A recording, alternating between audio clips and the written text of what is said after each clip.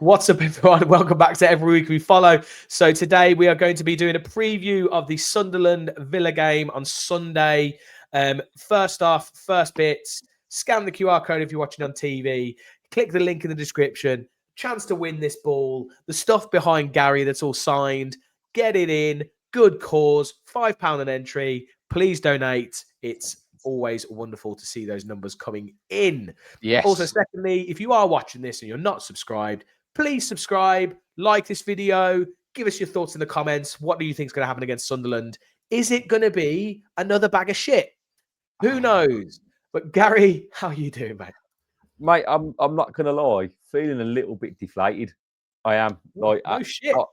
Obviously, we're shooting this the day after the Brentford game. And just want to start off with an apology, mate, because I had tech nightmares yesterday when we were trying to do the watch along. And I shut it off and we came back and I was eating my dinner on there. 15 minutes into the game, I'm sat there with Jess, and then it just comes up. You just come up going, "I fucked it, mate." I was like, "What are you saying?" I've ended the stream. What do you think's going on? If you do want to have a laugh, I think I might have actually removed that video though. I didn't realise that it was like the start of the game. Oh, okay. So I've actually removed it because it was 15 minutes long, and I was like, "What's this thing?" You must have just been testing. Yeah. So yes, I'll pop a link up, a little card. If you do want to watch, check out the watch along. There is a bit of a reaction at the end of that video as well. It's about half an hour. We get Rich from the Villa Park podcast comes on. There's also some bits during the game where Simon, the Bee on the Wall, actually jumps in from Brentford, from the ground. They have Wi-Fi. Yeah. They have Wi-Fi at the G-Tech. We had our very own Cammy did that? Good. It was fucking brilliant. It was absolutely, So any Villa fans out there that want to do some field reporting for us on away games, that'd be lovely. We can't pay you anything, but we can give you an exposure to some fun because that was awesome. I really enjoyed that. So yeah, I'm going to try and cut that up today, mate, and get it out on TikTok so you can see it for yourselves if you can't be asked to watch 3 hours of us chatting about Brentford. Yeah, just into it. Pop it on 3 times. Yeah. Mate. Also, Sarah, while I was on the live yesterday, I had TikTok live on as well, right? And a Blues fan was on TikTok live trying to give it the big one. Can you kick him in the end? I lost my shit. I didn't lose my shit, but I just went, oh, his name was Big John or something. I went, oh, fuck off, Big John, right? Like, go and troll somebody else or something like that. But Sarah had recorded it from TikTok, double speeded it, right, and put it on TikTok. It's hilarious. I'll send it. Yeah, it's absolutely hilarious. Yeah. Anyway, right. Anyway, Sunderland. Sunderland, mate. This is now no. It's not a must-win game. It's not one. It's not. There's none of that. But it is now a big game. I mean, every game at the moment every game in the Premier League is a big game, right? But like 4 games, no wins, no goals in the Premier League. A goal that was kind of gifted to us by Brentford. John McGinn, did his bit, did well, and then Harvey Elliott's finish wasn't great, but the keeper that was a calamity. So we luckily got our first goal. Written in the stars, right? Just a redemption story for the goalkeeper. Fucking yeah. I'll tell you what, Bizzo penalties. Ooh. Not Which is a shame because I thought he did all right in the game. He dealt with most things, but I mean, Bizzo, McGinn, maybe Bogard. Yeah, Bogard did all right. Sancho and Elliott had their moments. And in the first 20 minutes, Sancho looked lively, and Elliott looked lively. They could be players for us, mate. Obviously, it's going to take a bit of time for them to bed in because Emery's not going to give them the minutes. They've got to play. They've got to play, mate. And they've got to play consistently. They've got to play every week. If he wants to play, if he does this thing with Morgan Rogers where he plays in regardless, got to play them two. Them two need to be playing week in, week out for them to get up to speed, get up to sharpness, and really give us something. As much as I hate Rogers at the moment because I can't excuse the lack of anything he's doing at the moment. I don't understand what's going on with him, right? But ultimately, I'd love to see Sancho on the left, Elliott on the right, and Rogers in the middle with Watkins up top, and get them firing. Get that as an attacking formation because, unfortunately, last night we said before the game, it's a bit of an audition. He changed it. Like I was happy with the lineup, right? I thought, yes, okay, happy with that. Rogers and Watkins definitely needed a rest or drop him because they've been shocking, right? So happy with what he started with, right? So it's like an audition, right? Play for that shirt. There's a game coming up on Sunday where we could play you. And unfortunately, both Kickstart and Marlon didn't have great games yesterday. No, they just... Well, Marlon didn't have a great game. He wasn't much movement, but he also didn't have any service. But arguably didn't have any service because he wasn't moving. Yeah. So it's kind of a... But yeah, Gesson, his touch. Woo, the amount of times he lost that ball. The problem is, mate, it's like they're not playing. You put them in and you ask them to perform, and it's a vicious cycle, isn't it? Like, and also with something's going on in our dressing room. You're telling me that these players going, fuck this. What's the point? I'll play tonight, and you ain't going to start me again anyway. So why am I going to run my ass off? Like, and I think what's concerned me the most. When we talked about this at the Palace game, if you remember that in his Palace notes, Emery put in the programme, I want players that are 100% committed to Aston Villa, right? And I just don't feel like that's happening with that squad at the moment. I can tell you probably John McGinn and maybe Bogard are the only two that look like they're playing with that on their sleeve. Do you know what I mean? Like they're running around, doing the basics. If we don't do the basics, mate, this game at Sunderland should have been, if you forget, like if at the start of the season we looked at these fixtures, Everton and Sunderland away, we can get results there. And we're basically going to these games thinking, fuck, we just need to hold on. It wasn't the start any of us expected. And I don't know what we do to fix it at this present moment in time. I don't think anyone in the league expected it. I think everyone's a bit surprised. But weirdly, that no one's really talking about us in the media other than the fact that we haven't scored. It's kind of like this thing where it's just been brushed on the carpet. No one really seems to kind of be sitting there going, what's going on with Villa? I reckon Emery's got connections. It's all NDA stuff. You can't talk about me in the media. You can't, otherwise the Spanish mafia are coming for you. Yeah, maybe. But I think, the players we need to play a consistent team, if I'm honest. And it needs to be the right team. And we've been playing a consistent team, but not the players that we think should probably be playing McGinn out on the right and playing players slightly out of position and stuff. Whereas we should be starting based on that performance. I think Sancho and Elliott deserve to start and see how they get on against Sunderland. I think Rodgers and Watkins, as terrible as they were when they came on, they will play. Yeah, I'll be surprised if Rodgers didn't play. But I'd like to see them linking up with them too and see how that goes. Because, Gesson was getting involved with Elliott and stuff. Imagine that was Rodgers. They're intertwining. They're doing things. Yeah. It could definitely have an effect. I don't know if you saw Emery's post-match words as well. Did you see where it depends on which one you watched? I watched the one right. I saw the Villa TV one. I didn't see the Sky one, if I'm honest. Yeah, so I saw the Villa one. And he said he thinks we did enough to win that game. Mate, I'm glad you brought that up. Right, it's got me angry already. I'm fucking walking off camera again. Like, I don't want to question Emery, right? Because I am Emery in. But what the fuck game was he watching? We deserve to win. Like, we were fucking hanging on. He said we were better. Game. We created opportunities. He thinks that he said we were pushing at the end to get a winner. I was like, mate, were you watching you coaching Brentford? What the fuck are you talking about? Is he just doing it just to try and put confidence into the players? But surely the players are watching that though and thinking, actually, no, he's lost his marbles. That was really bad. Look, we talked about this last night, didn't we? Like in the post-match stuff, and I guess he's got to say these things because he's not going to come out and go, "That was shit." Like, we're not doing enough. Like, he's got to keep some things in. If I'm honest, I'd half expect Emery to do that. Yeah. I feel like Emery's the kind of manager that would come out and just say it, tell it how it is. You know what he did say, which was interesting in that Villa TV coverage. He said about Sancho and Elliott in the first half, we played to the tempo I'm asking for. So again, what? If you're taking that at face value, clearly he's asking them to play at a higher tempo, and the players aren't doing it. We've been saying this. I think everyone's been saying this, that our play is so slow and ineffective that it just doesn't do anything to teams. Like, we've got players that, with a little bit of impetus, like the first 20 minutes, Sancho and Elliott, they were causing problems, and I think Sancho and Matson linked up a couple of times and got to the byline. We had Elliott had a shot in the first couple of minutes. It was positive, and also that we said that Sancho chance goes in 2-0. probably. And that was, mate, that was the only thing I saw in the second half of any note from us. Yeah, was that chance, right? And Rodgers had a brief shot, brief little run at the end, and made the keeper make a save.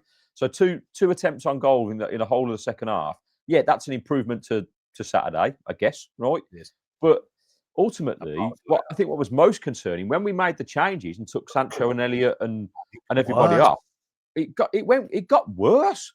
Like, the point of making changes, you're supposed to, right? And then so the other concern is that the players that you're bringing on are Rodgers and Watkins, and it doesn't change. Like, these are they're meant to be the men. Something's just wrong, mate. Yeah. And we'll have to see how we get on Sunday. But just to quickly onto the Sunderland game then. So obviously this is a Sunderland preview, but we haven't spoke about it yet. Yeah. So like you said, this shouldn't be a game where we're sitting there going, God, I don't know how we're going to play. I mean, Simon from Beyond the Wall was basically saying he worries about us against Sunderland because they ran Brentford ragged. Yeah. At the is it Stadium Light? Stadium Light? Yeah, Stadium Light. Yeah. Mate, and the atmosphere in that stadium is electric, right? Yeah. It's one of the best football stadiums in British football for me, for the atmosphere. I think, up there in the northeast, you've got Sunderland, Newcastle. Their fans are absolute, like, passionate, like, football breathing. It's live. Football is life, right? And so you're going to have that, the fact that we're away, and I've watched 2 out of the 4 games that Sunderland have played, like the one against West Ham, where they literally just outworked them. Like, you've never seen it like it. Now, West Ham were poor, yes, but Sunderland were brilliant. And Granit Xhaka, we're poor, and the problem is they just get into us early. Yeah. It'll rattle us, and we'll we'll collapse. I think that's the problem at the moment, is that we're just collapsing. There's no fight. There's no, like, anything. And yesterday, I thought, okay, we scored the first goal. I was like, this is going to open up now. We're going to get success because they're going to have to come on to us. And then it's just nothing. We fizzled out, mate. We fizzled out. But by the start, after that Sancho chance, like the second half, we just fizzled out, and we allowed Brentford to grow into the game. I thought they dominated the game in the second half, particularly, mate. They dominated the end of the first half. They were putting us under a load of pressure. It looked like they were the ones that were going to score. We had a cut. Like I say, we had that Rodgers breakaway, but other than that, it was poor. It was like I don't know what's going on, mate. Like, if you were going to this Sunderland game on Sunday, with the team that played last year, you would have expected, and I think Sunderland fans will agree with this, that this is a game we would be expected to win. Yeah, but you can only go on current form. And, mate, I'm praying for a point. I think a point will be a good result for us. And I think any away game at the minute, a point is a good result. Like, we need to try and win our home games and get something from our away games. That's how you kind of build momentum. Yeah. But with this, we've got Sunderland, and then we've got Bologna at home. Massive, to get our Europa League started. That's huge. It's a big 2 weeks, mate. You think this week we'll have 3 away games, which is huge. So that's unsettling. And let's face it, so far we failed both attempts. Right, Everton game, the result was okay, a point, but the performance was defensively it was solid. But other than that, But other than that, we offer nothing. Then yesterday, same really. We just capitulated after they equalised the goal. After they equalised, sorry, and now we go away to Sunderland, who are in form and are basically turning up to stay in the league. And I think they've realised that, if we can get points early on, right, and they'll be licking their lips, mate, thinking we've got to take advantage of this Villa team. They're all over the place. Let's get into them. We know what they can do. We've got to be weary, but we ain't performing. The players that could cause people damage: Rodgers, Watkins, Tielemans, Kamara, and then you've got Sancho and Elliott, but I haven't really played. If they were all firing at the top of their game, you would expect us to wipe the floor with Sunderland. But exactly. It's nerve-wracking, mate. I'm nervous as fuck about it. I really am, and I shouldn't be. But there was obviously you spoke to Wayne from what's the channel called? So it's called Only Fools and SAFC. Right, so Only Fools and Sunderland FC. Right, he's been doing it for. about 4 years or so. He worked for Sunderland TV as well, and also I got to chat to him yesterday. And we might put what we could do, because we haven't got the time to play the whole clip because I rammed it on, but we've got a snippet for you. I think we should post that clip as an individual thing, and people can watch the whole thing if they want to. That makes sense, right? But yeah, he was great, and he's a top bloke. And we chatted a little bit about analysis and Sunday, and yeah, he's a top guy, I think, and he's done a lot of good work with Sunderland, and I'm glad that he came on. It was a really interesting So this bit we're about to play, you asked him 3 questions, right? I think. Do you explain it in the clip? Yeah, I do. But this is a new thing we're going to try with away fans. So let us know what you think in the comments. Okay, cool. Well, let's play it now and see how we go. Let's play it and see what happens. Brilliant. I've fucked it already. Brilliant. You're in the school of Gaz. Oh my God! Kill me. Welcome, everyone. No, we're not playing the whole freaking thing. Get to here. Hang on. Here it is. We had it so preloaded. Here we go. So difficult to predicting what he's going to do half the time, because we have this thing where we predict the lineups, mate, and I always get it wrong. I always go with my preferred. And the one time he did do that was against Crystal Palace. We ended up losing the game 3-0. So it's kind of it wasn't very good. But I'd still believe in the system. But the players have got to bring the energy to play that system. If they don't, then it makes us look like we haven't got a clue what we're doing. So it's all going to be fascinating, and I hope we can pick up our first victory of the season. I think I've done the wrong bit there, mate. Hang on, give me a sec. 20. Here it is. Here we go. We're trying a new little thing, and you're going to be my guinea pig for this, right? So a little bit of fun. I've basically got 3 questions to ask you, right, about Villa Sunderland related. So over the years, and it starts with an easy question. It goes to a medium question. So-called easy. Easy. But we'll see, right? So let's just get straight into it, right? And we'll see how, I guess, our footballing brains work, right? If I'm honest, if you get these, I'll be well impressed. And, I don't know if I could do the same about Villa without researching it, right? But there's so much information flying from my head. So the first question, right? We'll start nice and easy. It's a warm-up question, right? So which striker made a controversial move from Sunderland to Aston Villa in January 2011? Right, I'm pausing that because I haven't seen these questions and I don't know the answers. So I could give it a go. Hang on. Let me just, unmute yourself. Sunderland. When was it? 2007? 2011. 2011. Oh, Darren Bent? Yeah. Let's have a look. Let's reveal the answer. Darren Bent. Yes. Bang on. Right. And I'm sure you're probably wincing for that because it was a bit of a. It was a bit of a why. It was a bit of a one. I was kind of. I'm not going to lie. He saved us. I think he came in January and scored 14 league goals for us. You know what? If he'd stayed here, he could have stayed here, and he could have been like legend status, like Kevin Phillips, if he'd stayed. But I think he went for the money, which fair play. It's a short career. You know what I mean? So. But it was a sore one. It was a sore one at the time. Sore one. It worked out okay for us. I'm not going to lie. But that was the nice, easy question, right? Okay. So, the medium round. Here we go. Right. So, there's 2 questions to choose from. I couldn't decide. Yeah. Okay. Sorry, I did a couple. I'm just thinking, which one do I go here? Which one? Okay. So Sunderland beat Aston Villa 3-1 in November 2015. And if you remember that game, 2015, 10 years ago, mate. So I was a ripe old age of 35. I was in my prime, right? And which striker scored twice that day? Oh my God! What? So sorry, Sunderland beat us 3-1. Yeah, Sunderland beat us 3-1 at the Stadium of Light in 2015. Which striker scored 2 goals in that game? Oh my God! Not a Scooby. I can't even think of Sunderland strikers. Oh, mate. Would you have known it? Yeah, to be fair, I did know the answer to this. I did before. Give me multiple choice. I can't think of strikers that played for Sunderland. Okay, so you've got. I won't give you multiple choice because you'll get it. But Sunderland have had 2 strikers that also played for Spurs. Darren Bent was one of them. There was another one. And he scored bags of goals. He played for Rangers and he played for who else did he play for? Obviously, Sunderland. He's been at.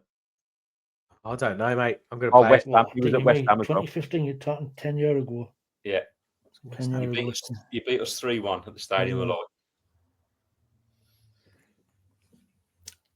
Jermaine Defoe. Oh, bravo, Wayne. Bravo. Yes, it was. And what a guy. I wanted to put that in. Legend. Fantastic.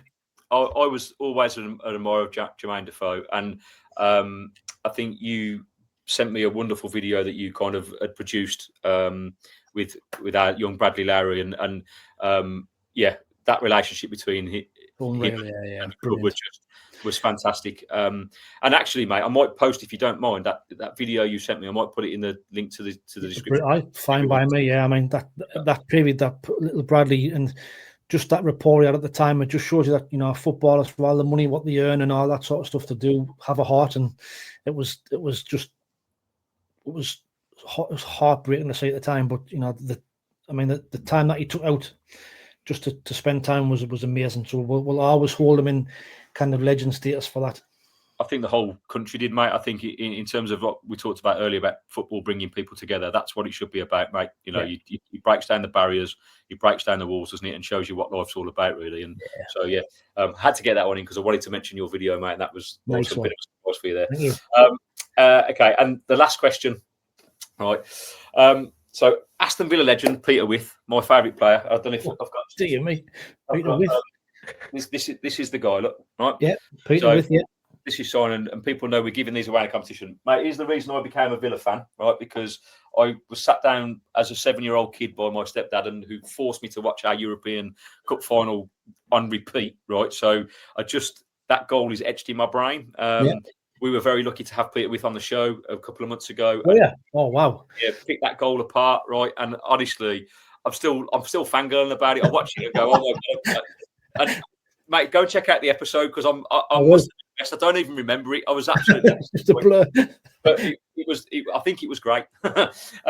Anyway, so Aston Villa to Peter With also had a stint at Sunderland. True or false? False. Oh, 2 out of 3 is not bad, mate. It's actually true, apparently. Was he at Sunderland? Yeah, for a very brief period. I haven't got the exact dates, but it says sometimes football careers are a lot messier than we remember. That's all it says. And I think he mentioned it to me he mentioned it to us because we said, didn't he go from where he was going to Sunderland then to us? Yeah, what I didn't do there, mate, was actually check the date of it when he played. But he was, everything professional. It's the first time we've done it, but 2 out of 3 ain't bad for Wayne. He did a great job. Yeah, but no, I think we even said, we were like, we didn't know that he went there before. Yeah, no, coming to us in the show as well. So he played for you briefly. I should have probably gone a little bit deeper and found out when. It must have been very briefly, and before I don't remember. I've been supporting Sunderland for 45 years. I'm going to research that when we come off here. Research it. Give me a message, mate. But that kind of concludes it, mate. Thank you so much for doing that because I put you on the spot. But you did 2 out of 3, and that was awesome. Yeah. So we're going to try that. I think because we're trying to get an opposing fan on each week to do the preview of the games, and I just thought it'd be a nice kind of. Yeah, good idea. So Wayne, again, thank you so much for coming on, mate. It's been an absolute pleasure to chat to you. Good luck for Sunday. Good luck-ish. Right. We'll probably chat about the result in our group chat, mate. Definitely, no doubt. I'll either be crying my eyes out or celebrating wildly. Score a goal. I don't know. Or I might go into hiding for a week if we get battered. So again, guys, if you're interested in further content from Wayne, we'll put all his links in our description when it comes out. This will be coming to you. Right. Nice. That was a nice little bit. I quite like that. Yeah, I think that's something we should keep doing. Again, guys, if you like that, let us know in the comments. Do you want us to keep doing that? I think that'd be quite interesting. I think if we can master that format when we're talking to them, and like we can integrate like a little bit of a preview on the game as well as just the questions, then that'll I think that'll work well. Like I say, we had a half an hour chat one night, and we do go into the game, and he does pick it apart and stuff, and we'll go through his lineup in a minute. But if you want to check that out, well, I think we should post that as well, mate, and then they can watch that as an additional piece of content. So cool. it is out there, and he does pick the game apart, and he's got some valid points as well. So apologies, Wayne, that it's not all in the show, but we just haven't got the time to put it in. It'd be an hour long. We'll put it in separately. It'll be fine. Yeah. Cool. And also we've had Wayne's starting 11 sent over to us, which is this one here. Obviously, we don't have him here to talk through it. I literally know, other than Xhaka, I know no one in this team. Yara is potentially as well. I think he's a decent player, but I don't know anyone else. Do you know anyone? Yeah. Well, I think Kadingra is the one, mate, on the left-hand side. Like he's going to be a problem. Lots of pace. Watched him. We spoke about him, and obviously Xhaka is the main man for them. They're absolutely loving him. He goes at length about what he's done on the pitch. He's like, in terms of, you've got quite a youthful team as well there, and he said the influence Xhaka seems to have had on them, they look up for it, and that's as football fans, we talk about that's all I ever want from. That's all I'd ever want from a Villa team, that every player looks up for it and he's fighting for it. And as I said earlier, these have come to stay in the league, mate. And the business that they've done, Wayne talked about this as well at the start. Like, they can't believe the transfer windows that they've had. In terms of the players they've been able to acquire. I think they've signed like 14 players in total. But they spent about 150 million. Which, to be fair, those promoted teams with the windfall that they get, the umbrella payment, they need to. 100%. But it's about getting the right players, right? And about last two seasons, teams have just dropped straight back down because the gap is huge, right? So, but they've done some really good business, mate. They really have. And like I say, go and check out Wayne's video, because he goes into detail about that and talks about the transfers. So when we post that, but the Xhaka's the one, because he's the general, and he's like, I watched that West Ham game and I thought he was absolutely sensational, mate. We need to make sure he doesn't do a hendo. He doesn't basically just rule our midfield. I mean, we're obviously going to get onto our starting lineup in a sec, but whoever are holding mids and whoever plays that kind of number 10 role, they need to be really, really solid.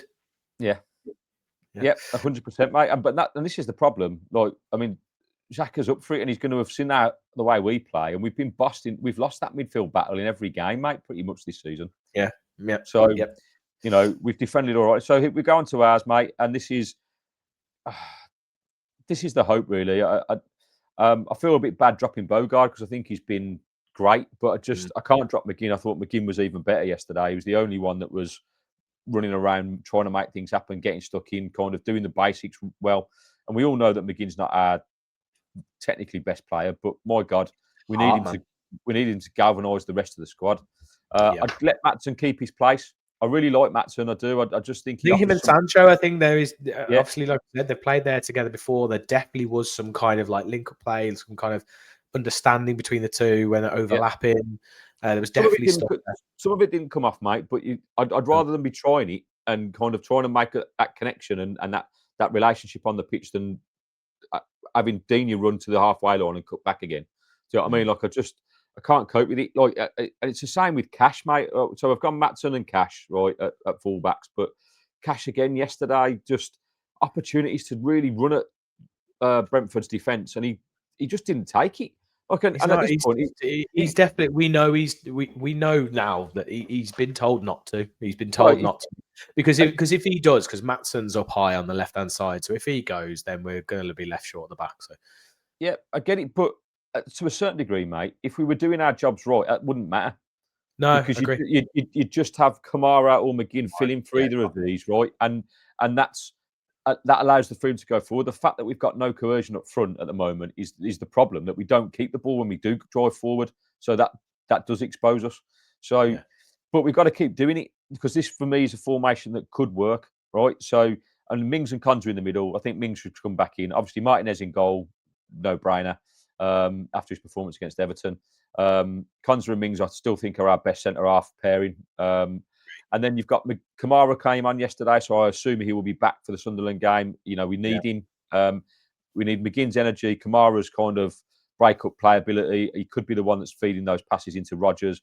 We need Rodgers to fucking wake up and smell the coffee, man. Like, honestly, I'm sitting there going, if he doesn't have a good 45, hook him. Yeah. You can't be just playing him until like 70 minutes and he's just jogging around the pitch. And then you give Mendy or whoever like 15, 20 minutes to try and do something. And it's just not fair. Wendy's just not good enough. He came on yesterday. He was useless, mate, if I'm honest. But you've got that front three there behind Watkins, mate. That's a young, Sancho's the oldest, right? But they're young and should be fucking absolutely terrorising teams. Like, give them the freedom to play. I don't even think he'll start with that. I think there's possibility that Sancho won't play, and he'll try something. I think we'll do like we did at Everton, mate. I reckon Buendia will probably start again, and we'll go narrow because we'll be too scared of losing the game. And then it'll be another rinse and repeat. And I hope it's not that, because if we keep doing the same thing, questions are going to have to start being asked about Emery, because I am Emery in. I'm going out on the limb, mate. I don't want him to go anywhere. Yeah. I think it's okay to ask questions and like to air grievances about a manager and be like, he got this wrong and he needs to do this better. I think that's different to change the manager. Yeah. But not at that stage. I think if we get to like Christmas, if we get to Christmas and we're in that bottom 5, okay, you can start to be like, what's going on? Well, mate, we said this yesterday, didn't we? I would argue that you get rid of the fucking squad in January and keep Emery. Get him out. Don't care. Bring whoever in. If there is, like, we've read rumours and we don't know what's true, but if there are 2 to 3 players in that dressing room that have been toxic, right, it's like a cancer, particularly if they're senior players. Get them out, get them gone, and fucking let's start again. I'd rather start afresh and build and fucking have a nothing season, right, than and work towards next year. Do you know what I mean? Like, it will be what it will be. I think the big test really will be this Bologna game in the Europa League. How we turn up and attack that. This will be again damage limitation for me. I think we just need to not lose the game, and Emery will be pleased with the point. And then we go into that 2 home games then against Bologna and Fulham with a chance to hopefully get the Villa crowd behind us. But I worry that if we don't get a result on Sunday and we go into that Bologna game, the crowd, we know what Villa Park can be like, mate, and it's not the most supportive when it's not going right. So, and you've already got people etching out the woodwork going, Emery, fucking get rid of him. Cash is useless. Honestly, people drive me mad. People drive me insane. And I'm not just looking at historic. I'm not just looking at look what he's done for us. Look what he's got us. Obviously, you need to take that into context and account, and that's where you give him time. That doesn't mean that you don't get rid of him because of that. But he's an elite manager. He's like literally top 3. 4 managers in the Premier League, which is arguably the best league in the world. So who are you going to get? And you're going to have to do a whole rebuild, the entire club. The amount of absolutely not. It baffles me. When people are always too quick to jump ship with stuff. This is what someone was talking in the comments. Someone was talking in the comments in the previous video on the live, being like fed up of this boring pedestrian football. I want to be entertained, blah, blah, blah. I'm like, cool. Do you want to do what West Ham did then? They basically got rid of David Moyes, got in Graham Potter, and they are in the gutter. They are so bad right now. And the main thing, and David Moyes, he goes and wins the Conference League and everything with them. And then they're like, out, it's boring. I want to be entertained. I'm like, fuck off. Seriously, you're having a fucking laugh. Oh, mate, football fans. We've been conditioned, haven't we? We've been conditioned because that's how football has worked over the years. If your team's not winning, get rid of your manager, and that's not the recipe for success, mate. It's just not. No, not at all. See, Man U. I mean, fucking hell. Mate, Man U's a prime example. Okay, we'll have 4 world-class managers and get rid of them all, and it fucking clues in the title. It's not the fucking manager. It's the players. It's prima donna millionaires who refuse to play for you. When they're down tools, the manager gets the boot. I would fucking, and you can't do it because that's what they can't. When the players are contract, you can't get rid of your whole squad. And like I said, it's okay. It's okay for you don't always like your boss or that kind of thing. That's fine. But it's not I just don't think I don't think it's that they don't like Emery. I don't think it's that Emery's lost the dressing room. It's what's happening at the club with all the financial restriction and all that stuff. I'm not using financial restrictions as an excuse. Everyone keeps on going and saying we just stop saying PSR. I'm not on about that. I'm saying that is the cause of the unrest that is happening within the club. And I said, and it's not a thing that's holding us back necessarily or whatever. It's just the case that it's why things have happened that's made the players unhappy. Well, mate, if you look at it, this is where reading between the lines, this is my own opinion, right? That the ruckus in that dressing room comes from, you know, we know that it's not the PSR that's the problem, it's the SCR, it's the squad cost ratio, it's the wage bill, right? And that is partly our fault, right? It's that plus this. There's a level of PSR that Europe have, which is a lot more restrictive. It's the European regulations, not the Premier League. Right. Yes, right. And so we've got to reduce that wage bill. And the big rumor is that the senior players or the big earners were sat down to say, we've either got to sell one of you or you've got to sign new contracts and take a pay cut, right? Because Luca Dean and Mings did exactly that. And what I think's happened is they've asked Martinez to do it and Watkins, and Martinez has probably gone, no, I'm contracted. You pay me my fucking 150 grand, which is entitled to do. Right? I don't begrudge him that. But clearly, that will have pissed off Mings and Condon. But also, then don't start throwing your toys out of the pram and expecting a move that never happens. And then So, but with those two things, it causes a divide in the squad. You know, and excuse me, they've basically, it feels like they've down tools. Like, and I refer back to the Palace notes, as I said at the start of the show, we need players that are 100% committed to Aston Villa, right? So if Martinez is the cancer and that's caused a ruckus, or if it's Tyrone Mings that's caused it because he's kicked off about taking a pay cut, then either fuck one of them off, right? As much as I love them both, right, they're not bigger than the club. We need players that are turning up and not because we know in football, if you have one or two players that are chipping away, it's like a cancer, and players just.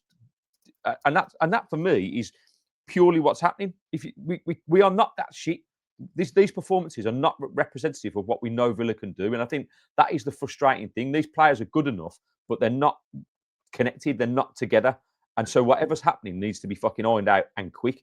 And if Emery doesn't do that, it's just going to get worse. And that's when I'll ask questions. Look, Emery, you're the man in charge. You've got to either draw a line in the sand and fucking, like you say, stop tricking your babies out, your toys out the pram, and fucking crack on, or you get rid of the players that are causing the ruckus. Do you know what I mean? Or you don't plan. That's what the thing is. The thing is often these things aren't quick fixes, are they? It's not like it's just a couple of one or two performances on the pitch. It's the lack of like motivation or lack of whatever it is in the dressing room. It's just not an easy thing to change. It's not going to be a quick. Strap in, mate, because if it is the psychological side of stuff and changing people's mindset of how they feel about something, that really fucking shit takes time, mate. That's building relationships again, and that only comes from building trust. And building trust takes time. That's put into. So I just hope that all the great work that Emery's done hasn't been completely undone over this transfer window. That's all I hope, you know, because otherwise we are starting afresh and we won't win the Europa League because we haven't got the squad that's working hard enough to do it. And that's I'm not even thinking about that right now. Jesus, I'm thinking about just staying in the league. Right. So Sunderland Villa, score predictions. So we will write them. You've got your little black book. He's going to get his little black book. Oh, cracking view there, Gaz, by the way. We had a slight cracking view. You're more than a number in my little black book. Right. Cool. Sunderland Villa. What we're going for? God. I really don't know. Okay. I'm ready. I'm ready as well. Right. 3, 2, 1. We've both gone for a draw. You got 0-0. You think it's going to be 5 Premier League games without a goal? Yep. Really? You've just hit the nail on the head, right? And this is why I've gone 0-0, because this is not a quick fix, mate. It ain't going to change in a week. We're not suddenly going to turn up on Sunday being world beaters. It just ain't going to happen, right? No, but we've broken that little duck on with the scoring a goal. So but we lost scored a goal. I don't know, mate. If we'd have won the game, confidence is high, but you can't score and fucking lose on penalties. Like, it's just What do you want to do in here? What we're doing in here then? So just for everyone again, if you're not on there, EveryWeekWePredict.com. Anyone can join. It's completely open. You can come on, do your predictions. I add the fixtures in batches, so I will be adding more fixtures to this list that you can start to do predictions. So you get 1 point for correct result, you get 3 points for a correct score, and you get 0 points for neither. At the moment, 3 people have got 1 point because it's been so unpredictable. Do you know what, mate? I think we should. My theory of the 0-0 was that the fact that we won't score, but we will be defensively okay. We'll play narrow and frustrate Sunderland, and they will probably struggle to break us down. However, after watching last night's game, I think we probably go 1-1 because I think Sunderland will score, and maybe we will. That's my thing. Is that actually I think it's less that I think we will score. I'm just more hoping there's a draw, and I think they will score. Yeah. Yeah, put your 1-1 in, mate. We'll go with the 1-1. 1-1. Okay, 1-1. Well, it worked last time when I said, "Oh, let's go with my one," and it did work. Unfortunately, first minute goal. I'm going to go do this one. I'm going to do this one. Yeah, you do this one. It's your turn. 32. Going for 32 minutes. Nice okay. Even number. Brilliant. Well, I think that probably about does us. We will be back on Monday for a post-match reaction, our usual kind of weekly. And then obviously next week there's a Bologna game, so we'll be doing a preview for that as well. We play in Fulham, isn't it? Is it next week? Sunday. So Bologna Thursday, Fulham Sunday. Okay, cool. Yeah, so we're doing our previews for that. So obviously, as always, like, subscribe, put your post notifications on. It really helps the channel grow. And let us know what you think in the comments. Is it all doom and gloom? Can things change? Has Emery lost the dressing room?